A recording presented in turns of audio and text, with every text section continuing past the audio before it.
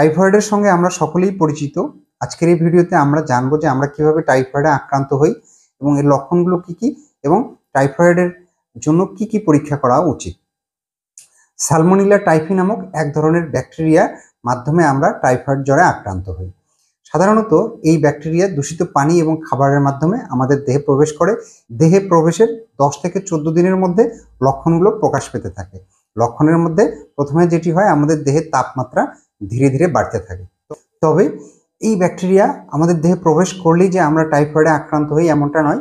যাদের রোগ প্রতিরোধ ব্যবস্থা ভালো তাদের দেহে এই ব্যাকটেরিয়া প্রবেশ করলেও সাধারণত তারা টাইফয়েড জ্বরে আক্রান্ত হন না। এই রোগ প্রতিরোধ ব্যবস্থার কারণে তারা এই টাইফয়েড থেকে বেঁচে যান। টাইফয়েড জ্বরের লক্ষণগুলোর মধ্যে হচ্ছে জ্বর কখনো বাড়ে কখনো কমে, তবে সম্পূর্ণ ছেড়ে যায় না।